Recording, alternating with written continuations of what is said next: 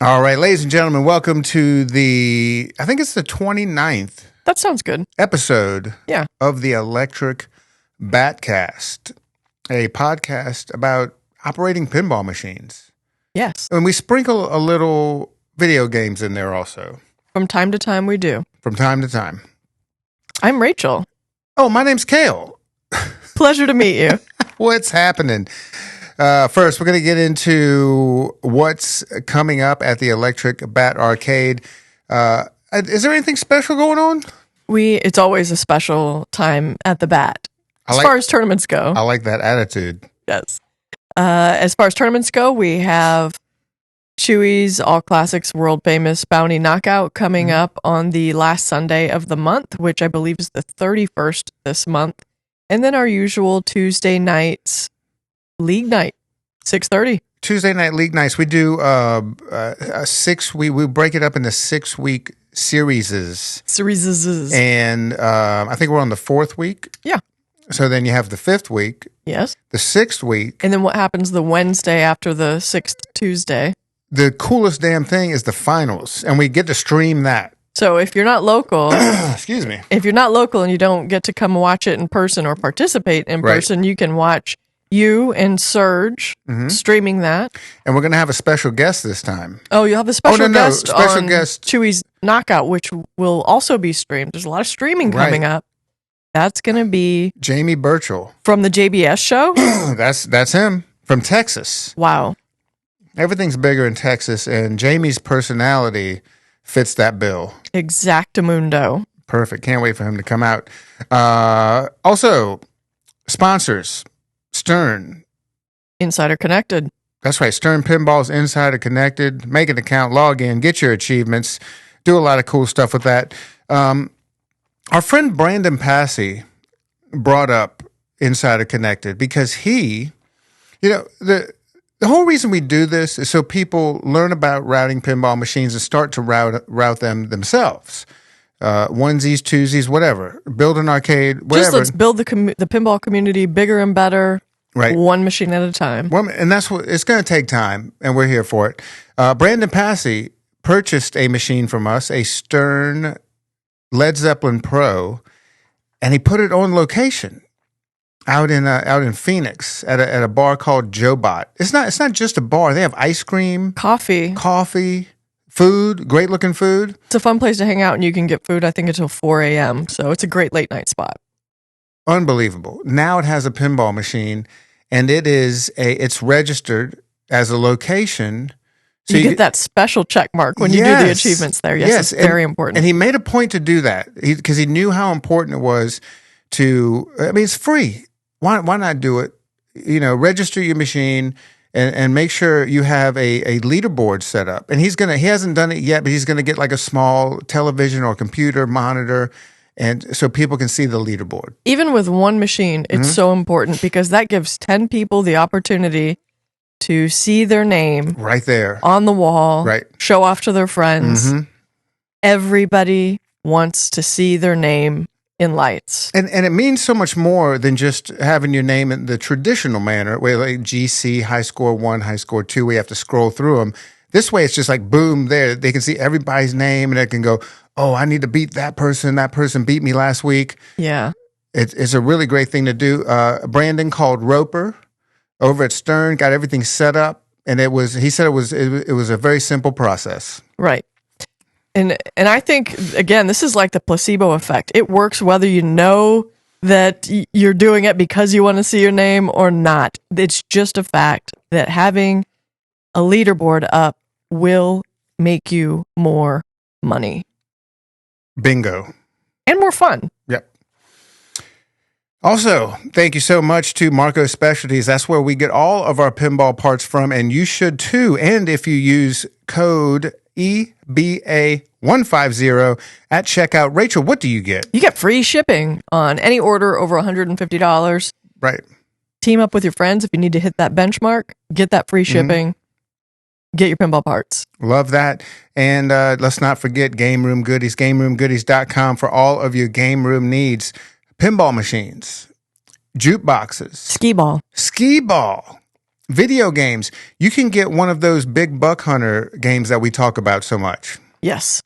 All at Game Room Goodies. Thank you so much for the sponsorship. Let's get right into questions because I want to knock out these questions real quick. I only have a couple of them because I am very excited about the main event. And the main event is... Is it the earnings report? It's the earnings report. I'm so excited to hear about this one because for your viewers at home, we know about this story, but they don't. We were driving in the car together. And we often do. And you started smiling and going, you're going to be so surprised by the latest earnings report. Yes. You don't ever tell me what they are. Right. So I just tell you what your feelings are going to be. you want that raw emotion. Raw. When you look at me in the eyes. I give it to you raw. And the top 10. Yes. And we're excited about that. Let's get into a few questions to warm the audience up before we get to the main event. We have our friend Lauren. Lauren is a life coach. He is. And he is writing us through Discord. Batcast interrogative. I love that. Does an arcade pay tax on the purchase of a machine, or does the use of the machine in the arcade satisfy the exemption? Well, I'm going to let you answer that one. You want to know why? Because I don't know. Oh, yeah, I do. I am the one that handles all this. Mm-hmm. Lauren, if you think the government is going to miss an opportunity to get money, you are sadly mistaken. In multiple ways. Right. So you pay tax when you buy the machine. And there's, you can buy out of state. Technically, you pay tax when you buy the machine. Mm-hmm. You pay a tax stamp, I guess it would be, to be able to route the machine in most cities, including ours. Then you pay sales tax on the money you make on the machine. Unbelievable. You pay payroll tax on the people you pay to work on the machines. And then you pay income tax on the money you make having an arcade that operates these machines. Kind of makes me think that we got in the wrong business. We should have started a government. Yes. Electric Bat the country is coming up next. We already have a currency. Mm-hmm. It's backed by the dollar. It's a fiat currency. Yeah, tokens. There we go. Fantastic. That's gonna be the way of the future. Start governments, not arcades. That's right. We're gonna buy an island. Yes, over by Malta. There was an island off the coast of South Carolina we used to drive through. Me and my family, growing up in South Carolina. I think it was called Lemon Island. I don't know. It was like a bridge to it. Yes, certainly. Okay. And I was always fascinated as a young child because there was a giant for sale sign on the whole island. You could buy an entire island. I think back then it was like $1 million. But yeah, I was like, wow. And I was running through my head like, how do I get this type of, because I could have an island. You could be Robinson Crusoe. Man, that was really cool. Thank you so much, Lauren, for the question. You never did buy the island. No. Long story short, spoiler. TLDR. I didn't buy no island. I wanted to. This isn't a question, but I wanted to mention this. This was kind of funny. MN Retro Gamer left a comment on one of our social media posts, like laughing, saying, "I don't think Cale is ever going to get my name correct." Not like he was offended, but because I would call it NM Retro New Mexico, Gamer. Yeah. Instead of Minnesota. It's so funny. And I don't do that on purpose. I have dyslexia. Severe dyslexia. Yeah, I was diagnosed when I was a child, and which makes reading like real damn hard. But that's why I like doing this, because this is like an exercise. Of course, it would make more sense. You're a seasoned reader with a gigantic library. It would make more sense if you read it, but this gives me a chance to practice. And it adds a little fun. I think it adds a lot of personality. I enjoy the your reading the questions. Me too. Let me tell you. But yes, please don't be offended. It is definitely not intentional. Good times. We love MN Retro Gamer. He's always hitting us up about all kinds, and a lot of stuff behind the scenes, like help. He started routing after he started listening to the podcast, and he always shoots me some questions on Instagram. I think the number of people, because we do get some offline just comments, questions, and like, hey, I started routing because of you. I think we're over 2 or 3 dozen people that we know of that have put machines on location as a direct result of this podcast, which is wonderful. Man, that feels good. Like, we are building that community that we talk about, and across the world. It feels so good that so many people are joining us in this cool hobby. Yep. We are the world. We are the children. That's right. Next question, Blake. I love Blake. He's always Blake. Yeah, he's shooting me all kind of questions, and we chat on Instagram and what have you. Question for the Batcast. I think I'm ready to start routing a few machines, mostly just to add some fun to my town more than a revenue-generating endeavor. Here's my question. How do you typically approach a business with an offer? In person? In writing? What are the things to cover in the communication to help them to say yes? These are with businesses I know and owners I trust, but I want to preempt questions they will probably have. Oh, that's a fantastic question, and it's one that we get asked a lot. So I'm glad someone wrote in with that. Let's get into it. So I think, number one, it's fantastic that you're considering businesses that you already know and trust and like the owners of. That relationship is paramount. Yes. Number two, when you go into a business, I would do it face-to-face, because face-to-face is always the best way to do anything. But I would also especially something like this. Yes. I would also bring what you're about to say in person on a piece of paper, because it's going to be kind of a fast conversation. They're probably going to be distracted with their day job, and you want to leave them something to refer to when they think about it later. Here are some things that I would include on that.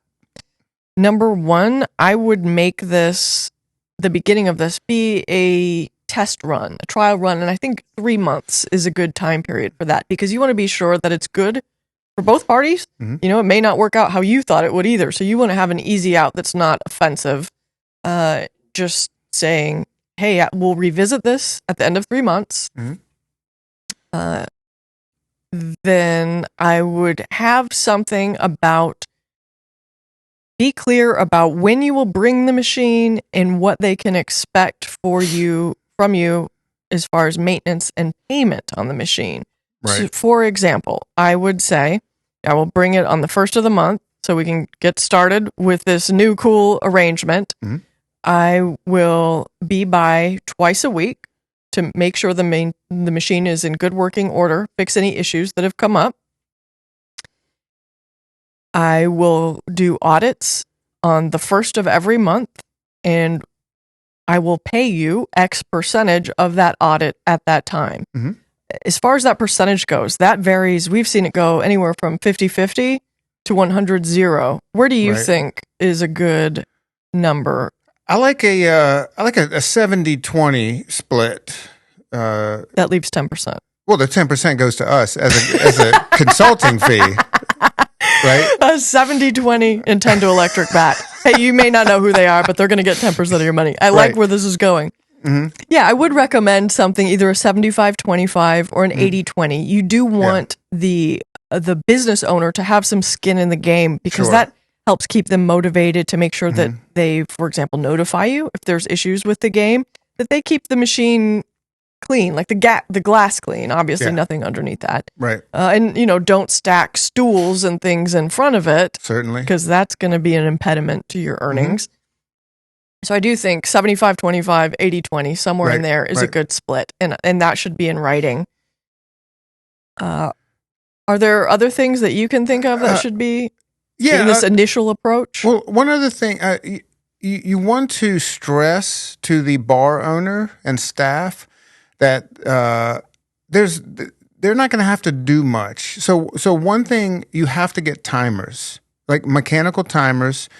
We've tried the digital ones that are like Wi-Fi, and anytime something is connected to the internet and automated, there can be glitches. That's why we like using mechanical time, the old school, with timers with the little... Yeah, the kind that turn your lights on when you're out of town so people don't rob you. Right. just let them know it's going to be on that, so they don't have to worry about turning it on or turning it off at night. That's You a like that great one? point. Yeah. Yeah. Just let them know it's going to be a very easy thing. But I think with that initial approach, those are the things that I would cover. Mhm. After they agree, you can add a few more things, like talk to them about, hey, we'd love it if you'd clean the glass, if it, however often, every couple days. Yeah, right. So if you're in Arizona, every single day, because we have so much dust. And the other important thing is, and there are so many ways different arcades deploy some type of thing like this to notify the operator of issues, stuck balls, broken rubbers, all that kind of stuff. People like using the QR code. You can create a QR code and put it in the where the price card would be, but also have the pricing information. Also, don't forget that because lots of times when people see the 25 cents on the little the coin slot, they think that's all it costs. Right. You do have to have that price tag. Yeah, so let them know it's $1 or 75 cents or whatever per play. So use the QR code, or what we do, the analog method is the clipboard, but you're not going to get notified if somebody writes something on the clipboard. So I think if you're just operating one or two machines here and there, maybe one or two machines at another place, the QR code is a great way to do it. You want to be notified, and that's going to help keep that relationship going well long term, because if that machine is broken in the corner, maybe not your fault, you didn't know, right? That gets very tiring for the business owner, because it doesn't look good for them to have some broken equipment. So that's a fantastic point. And there's a great free way to do it. I think you can use like Google Forms to where when they hit the QR code with the phone or the camera, it goes to that, and they can just a short description of what's going on, and Flipper don't work. You get an alert. Yep. Yeah. Do you think that's a great question? If you have any follow-ups along those lines, that is something that we get asked a lot. How to do that initial approach? Right. So in person, but bring some paper with the facts that we just covered. Yep. And if they are Stern machines, the cash, if it's allowed in your county, the tops, the tournament. The cash game. The cash game is a great way to bring people in. We've done it. It's insane. Yeah. And we'll talk about that later. We will. Good deal. Thank you so much, Blake. If you have any other questions, get in touch. How can they do that? He's in the Discord. How can somebody else get in the Discord? You go to your browser and you... On the World Wide Web. World Wide Web. Type in electricbatarcade.com. A website will pop up. And you go to the podcast tab, and that will lead you to our Discord link and a bunch of other ways to listen to the podcast and watch. Fantastic. Yeah. It wouldn't be an Electric Batcast without a question from Gutter Ghoul. And here we go. The number one questioner of the Electric Bat podcast. Twippy goes to Gutter Ghoul. Yes, we have to make him an award. Yeah. Yeah. Comments on the steel quality from the last show. Ooh. So cool to hear about the first-hand testing you have seen. Do you think there is a way to refab modern parts with that old quality steel, or is there none to be had no matter where you look? I think there are people who refab ramp plastics. Is the juice just not worth the squeeze for those metal components? He's talking about the last Batcast, where I think we were talking about the longevity of pinball machines, and we weren't concerned about the electronics as much as we were the physical, the mechs, yes. The brackets, all that stuff that snap, and we see that a lot because we get a lot of use in these machines. I know that you have an opinion about this. You have something to say. Yeah, I was. When I first got this question, I started thinking about it because, it's across the board with all pinball manufacturers. I mean, this is just a steel they're using. They're all using a lot of the same parts. Steel's lots of times coming from the same places, and And then I started thinking about some other hobbies and other jobs I've had. For a while, I was in the bicycle parts business. I worked for one of the largest bicycle parts distributors in the entire world, and I dealt with all derailleurs, all the Shimano stuff, All the high end things. yeah, even and the low end stuff. But a lot of the high end stuff, you're talking about stuff that like folks are using in Tour de France, like big races, like Lance Armstrong stuff. Yeah. You know, and these were incredible mechs that were like indestructible. When you compare them to like pinball stuff. Also, the remote controlled car business.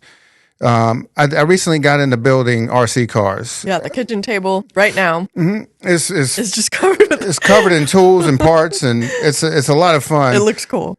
But the most recent kit I was putting together, it's made by an American manufacturer, Team Associated. They do the RC10. It's a classic car from the 80s.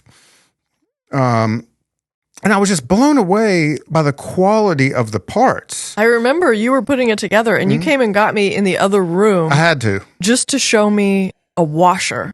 You said, Rachel, look at this washer. Hold this. And Right. it was like a washer I had never seen before. It had weight to it. It felt like stainless steel. I mean, it was just like... It had a finish that was looked thick. like nice and machined and Right. not stamped. And this is on an RC car. Right. But the same thing with the plastics. I was like hold these plastics, like the A-arms that the axles are attached to and everything. I was like, feel the strength in this plastic. Just unlike anything you see in a pinball machine. And I started thinking, and I was like, I did some research into these two industries. I'm sure there are many more examples, but let's just take these. These are two we know about. I have a connection with. You more specifically Yeah. know about. Of course, bicycles are huge.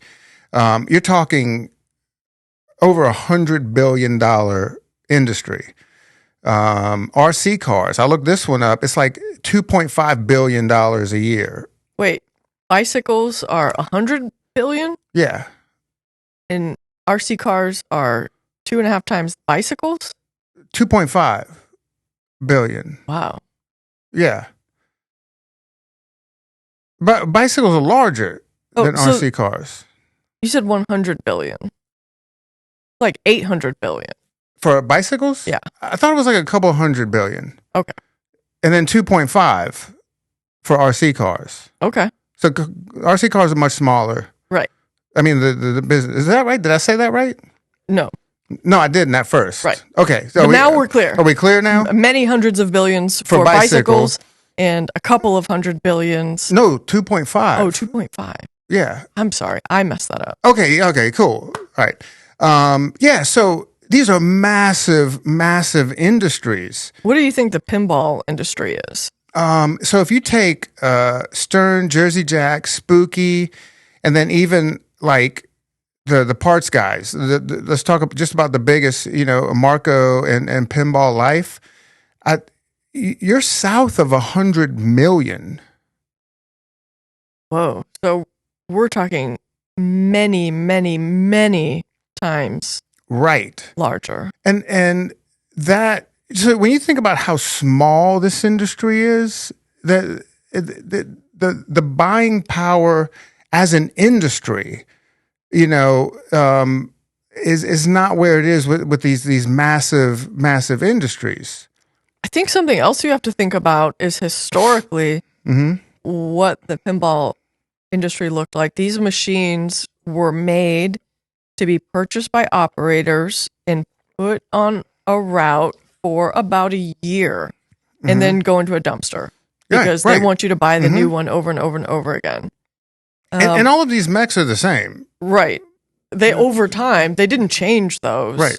They're essentially From the 70s. Right. Yeah. From the 70s, we're still talking about the same parts with that mindset originally of being a disposable piece of equipment to now people expect it to last a long time. Right. But if you're going to go and build a whole new mold Mhm. for these, you're looking at tens of thousands of dollars, if not $100,000 for Correct. each part. Correct. So the financial incentive is really Right. not there. And I have a specific example of something like that. You know, when I was working at Marco Specialties, we noticed there was a button that was defective. Things were going on with the button that were undesirable. And so we reached out to McMaster, where it came from, and we're like, man, there's a problem with this button.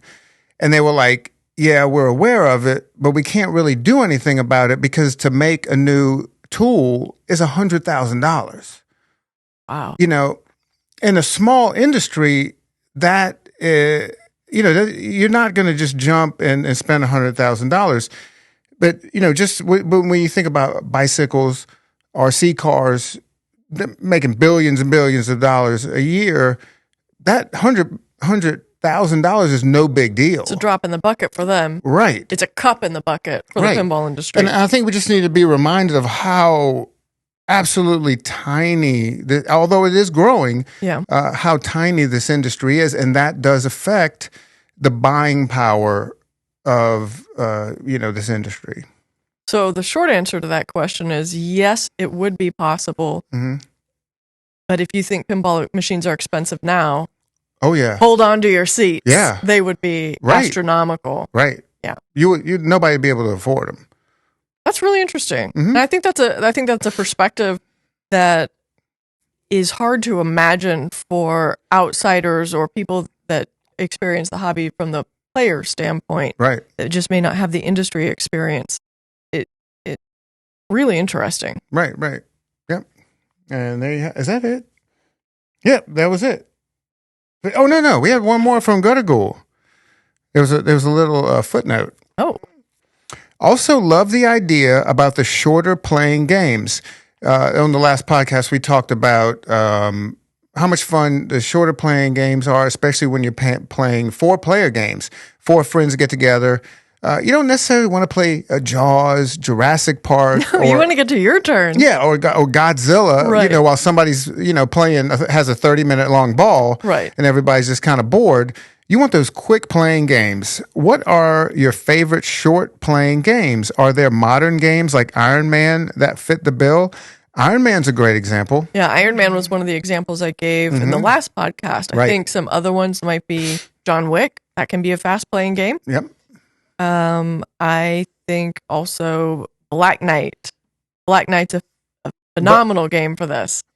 I think it's saying Sword of specifically Rage. Sword of Rage, Yes. but All of them are all of fast them playing. fit. All of them fit the bill. Yeah, but if we're talking specifically about the more modern games, I think Black Knight Sword of Rage is probably the best. Yeah. Because it's also shit talking your friends Yep. while you play, and that adds that little extra 100%. something that makes it super fun. Also, honorable mention, Bond 60th. Oh yes, if you have access to one of those, Great short play it at the playing back. game. Great tournament game.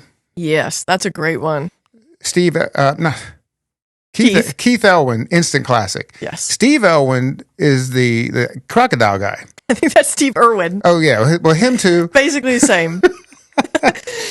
Yeah, cool. Thank you so much, Guttergool, for the question. Also, I wanted you to get into. We have not a new employee, but an employee with a new position. Yes, You know about this? I do know about this. The BAT has a brand new apprentice tech. Yes, And people have stopped me because we did a social media post about it, and people have stopped me in the arcade and been like, how do I get a position like that? yeah, that is a question that we get in person and online a lot. I'd like to. How do I become a tech? How do I work for you to become a There's tech? no schools for this stuff. There's no schools. So in this particular case, here's how it happened. She was bartending for us, and immediately I noticed that she had just an excellent attention to detail. Should say she is Patrick Swayze, Patrick, which is so important in any business, really, but this Right. one in particular, because if you have a poor attention to detail, things get fried and broken. She was also just like a really good problem solver. Mhm. I would get notes in the morning, like, here's something that came up and here's how I solved it, instead of a phone call in the middle of the night, which I don't mind if it needs to happen. Right. Please call me. But I didn't get one. She figured out how to solve it on her own. And that problem solving is so, so important. Mhm. And the third thing is that she wanted to work for us full time. So many of our employees, it's, they may bartend for us one night a week, 2 nights a week, but they have other jobs as their primary income, Right. which is totally fine. We love that. But training somebody to become a tech is a significant time and therefore also financial investment on our part. Mhm. So we really want somebody who's going to be there and not just, think, okay, that was cool. I'm glad I learned it. Now I'm going to go work at Red Lobster Right. and manage that. Like, well, what was that about? And we have so many people that say, hey, can we just like shadow you? Yeah. And just like look over your shoulder. I'm not going to, bother you or ask any questions and stuff, and how does that feel when someone is doing that when you're working on a machine? They always ask questions. Because the enthusiasm, like I've done that with some people. They're like, hey, can I watch what you're doing? Yeah, absolutely. You shouldn't. They're like, oh, I'm not going to bother you. But once you lift the play field, So all bets are off. all bets are off, and they have all kind of questions, Whoa. which makes sense. Of course. If I would have haven't seen, well, I can remember the first time somebody lifted a playfield, I had all kinds of questions. Yeah. What are these round cylinder things? What does this do? How does that work? Right, Oh right. my God. How do you learn about this? It Yeah. just goes on and on and on. Yep. And even if they don't ask you questions, they're still looking over your shoulder. And so you're trying to problem solve with an audience, which is maybe not for everybody. I like that. You like that. I get off on that. You'll do anything. Like the more audience, the better. For a lot of us, that is just like all I'm thinking about is like, this person is what, I'll end up messing up because somebody is looking over my shoulder. Right. So, we also get people that say, I work on my car. So I feel like I'm mechanically inclined. And I Right. will tell you that the physical, technical part of working on pinball machines, for example, how long would it take you to teach somebody to rebuild a flipper? So I mean, probably like an hour, but Yeah. for them to actually be able to do it on their own, I mean, It's going to take some practice. Yeah, but the actual physical part, like showing somebody that part, like I can teach somebody to solder Right. in a very short amount of time, right? All of that stuff is whenever I think people are thinking, I want to learn how to tech, which to them just means I think that I need to know how to rebuild a flipper. I need to know how to solder this. I need to know how to do all of these things. But what you really need to learn is the problem solving. And I think Yes. that is so important to reframe your mind in terms of learning to tech. You need to think about what the symptom is, how to find what the originating problem is and how to Yeah. solve that. yeah. So those are the things when people are saying, I want to learn how to tech. I want to learn how to tech. Right. What you really need to do is learn how to be an excellent problem solver. And that's a good point, because some of the problems we've seen and multiple times are not technical. For example, we've even gotten calls from people like, I have a Stern machine, it will not start. And it's like, do you have all of the balls in the machine? Oh my God, I don't. Right. Yeah, Or is it plugged in? Did something Right. get pulled out of it? Like just Right. some really basic Yeah. stuff like that. So, long story short about Patrick, she just had all these qualities. And I thought, this is somebody who I think will be an excellent problem solver. I want to take the time to teach her how to do what we do. Yeah. So, to everybody out there, consider, of course, you can learn the technical stuff. It helps to learn it from a person because they can show you like yes or no on this, like that's a cold solder joint. But there's Sure. certainly like the school of YouTube for learning the technical stuff. But the internet cannot teach you how to, the logic in problem solving. So Certainly. think about that if you want to be a tech. I think it's great. And I love the way you're teaching Patrick from the ground up. She has zero prior experience Right. working on pinball machines. Right. I mean, you started with this is how you open the coin door, and this is how you take the lock bar off. This is how you take the glass off. That's like day one. Right. And went around to every single machine to learn the different latching mechanisms of Yeah, because some of those old, you know, if you've got like old Gottliebs or something, sometimes you got to like really jam it up. And there's some machines just have every machine has its own personality, and you want to be comfortable with all of them. and they're all great personalities. Every last one of them is great. Great. Super great. That's right. That's the way I feel. I do too. Cool. Let's thank you so much, everybody, for these questions. Let's get some more. Let's make the next backcast a banger and come up with some cool questions that we can get into. But right now, this is what everyone has been waiting for, ladies and gentlemen. The main event, the earnings report. From this is from July. July. All right. So famous for the 4th. World famous. Yep. July 4th. Yep. Okay. What do we have? Well, and you told me this is I'm going to see some surprises. You're going to be surprised. Not just me, the whole audience. Everybody is going to be surprised. There's going to be some explaining. Are we going to start with 10? We will. And number 10 is Black Knight, Sword of Rage. Okay. Did that drop? Do you remember where it was last month? It's always kind of around that number. Okay. So that's not a surprising spot for that. Steady. Steady earner. People really like the shit talking. Okay. Number 9, Dungeons and Dragons. Okay, dropped a little bit. Dropped. Number 8, The Simpsons. Has this been in the top 10? I don't believe it's ever been in the top 10. So weird. I don't. I have no explanation for why it earned that much, but we have noticed a lot more people playing it. People love, especially casuals and families. They really. Of course, hey, it's The Simpsons. Has funny call outs, and when we're in the office, we can always tell when somebody's playing The Simpsons. You can hear and it. this is the Stern Simpsons, just to be clear. Oh yes, not Data East. This is the Stern Simpsons. The good one. Yes, they're both good. I don't want Gary to get mad at me. No, this one is significantly better, as reflected by the price tag. Right. Number 7 is Evil Dead. Oh, that dropped a good bit. It did. This is really interesting. Right, because you have to wonder, what are 6 games that earned more than the game that we see people on all the time, Evil Dead? You are reading my mind. Number 6 is Jaws. Wow. Number 5, hold on to your seat for this one, Godzilla. Get out of here. Hold on. So we have 4 more games, and I have no idea, right? We have 4 more games that made more money than Godzilla this month. Let's hear it. What's number 4? Number 4 is Ghostbusters. Wow. Now, I kind of have an idea of what's going on here, because we moved a few games from our location up north back down south.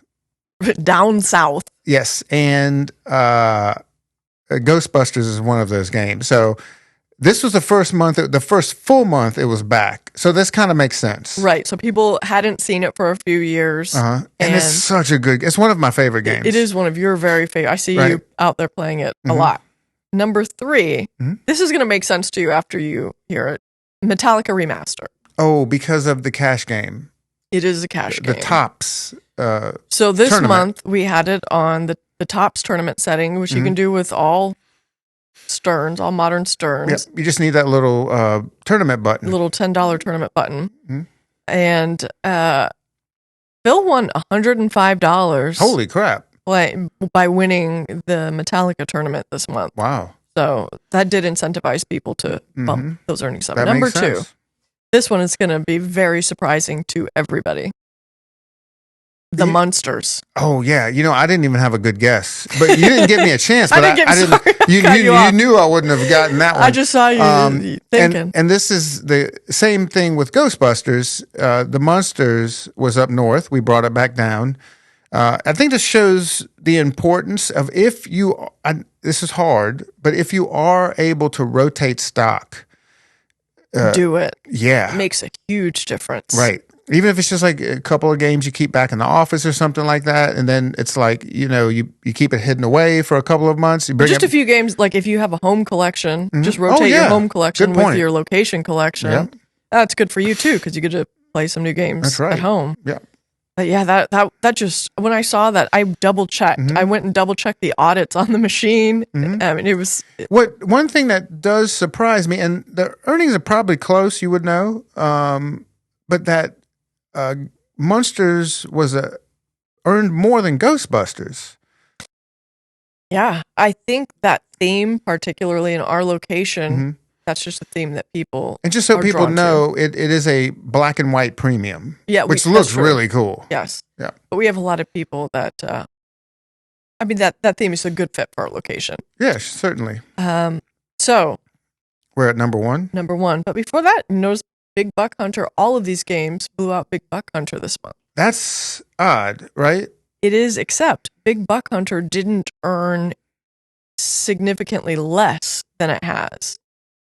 These all So just these earned games, which goes to, sometimes people ask, if I put more games in, am I just dividing the pie into more pieces? more. Mm-hmm. Sometimes that answer is no. Like, these games are just earning more. Big Buck was stable. Wow. So number one spot, drum roll please. Should I guess? Yeah. Is it Dune?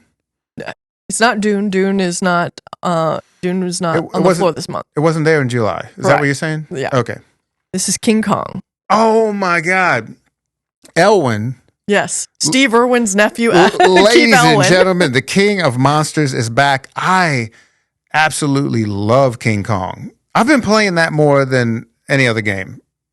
Man, it's a great game. The shots are so cool. I mean, the base code is there and it works.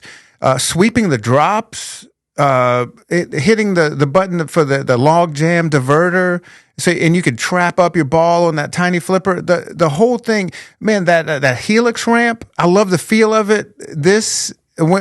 I cannot wait to see the direction this code goes, because there's so much more coming out, and this game is fun. You know what I like about all Elwyn games Mm-hmm. is the fan service. How he's able to integrate really cool features from machines of the past and machines that not everybody cares about. For example, in King Kong, I'm thinking of Congo. Yeah, Like, Congo isn't the most popular game in the world, and there aren't. great game. It is a great game. There aren't a ton of them, so not everybody is familiar with it. So he's taking some of those really cool moments from Congo Sure. and integrating it into King Kong. And he's done that with all of his games. I mean, you Right. can just tell, like, this is a pinball machine made by a person who loves playing pinball machines, who has a Yes. deep history with pinball, and it shows. Like, just that love really comes through. It's like the difference between a meal made with love Yes. and some Aramark shit that some guy who's hungover and pissed off in the kitchen slopped onto a plate. I couldn't have said it better. Also, because he did operate machines, he has some of the easiest games to work on. Yes. You have a lot of room. You're not like taking off 3 million ramps just to change a rubber. He really thinks, and I don't think he's like purposely thinking about that. It's just like in him. It's just Yeah. like, this is how you do it. Purpose or not, it's a pleasure to work on. So, Yeah. like, this game, I'm so happy to have it. I'm Yeah. so happy it came out. Bravo. Bravo. Right on. Thank you so much for the main event, the earnings report. I'm excited. I am really excited to see what happens next, because this is really shaking things up. Yeah, I want to know, like, was it just a flash in the pan? Like, oh, we missed it. I want to see you again, but now I'm kind of, you go back down to your regular level of earnings. For sure. Or does it have a taper off, like a brand new game? Like, Yeah. what is that? What does that math look like? Interesting. And then in about another month, we're going to see a new game from Stern. Oh, yeah. Yeah. Can't wait to see We'll see how what this happens one there. earns. Yeah. Because the rumor is it is a massive franchise. A massive, like a real star of a franchise. That's right. 100%, Rachel. There you go. Cool. Well, let's wrap it up. We have to get to the arcade. There's some exciting things going on Today is the punk rock flea swap. Wow, and it's like a punk rock farmers market. Yeah. That they take over Yucca Tap Room. They take over the arcade. You can still play games, but Yeah, you can still play games, but you can also buy an Eraserhead hat, yes, which is what which I have done. You actually did that. at the punk rock Yeah. flea swap. Yes. Right on. Think you have anything else to No, I think tell the fans? they can contact us with questions at electricbatarcade@gmail. Yeah, They can order merch off the website. there you go. And they can join our Discord, which has almost 420 members. Yeah, We're right on the cusp. and there's a lot of talk in the home gaming channel about Battlefield 6. Yes, you played it all day yesterday. Everybody's playing this beta. Yeah, it looks it's so so freaking cool. Join us. We have a great group playing that and having a lot of fun. It's not just pinball all the time. No, just good times all the time. That's the rule. That's right. Good times all the time. Fantastic. Thank you all for joining us. Stay tuned to our social media. We're going to drop we're going to do some streams, some tournament streams. We're going to do with Serge, our commentator. The resident expert. Yes, we're gonna do some streams, some like tutorial type streams. So like the old Bo and Papa ones. 100%. We're gonna mic him up, and him and I are gonna play some games together, and he's gonna do a deep dive into the rules. I am so excited about that. So, actually, if you want to get on the Discord, let us know which games you want to see streamed. Which games do you want Serge to do a deep dive on? And he'll do it. Yeah. And if you want to know which games are options, go to our website and then click on the games tab. And there's an updated list that we scrape from Pinball Maps. Yeah. Okay, cool. Alrighty, thank you all for joining us. We're going to take off. We're going to go to the arcade. We have some stuff to do, and we'll see you next time. Thank you so much. We're going to do the bat handshake, right? Yes. Let's do it. Bats out. Whoa. You see? So it wouldn't be a backcast if something didn't fall down at some point. Oh, He-Man almost took a dive. All right. Y'all have a good day. We'll see you next time.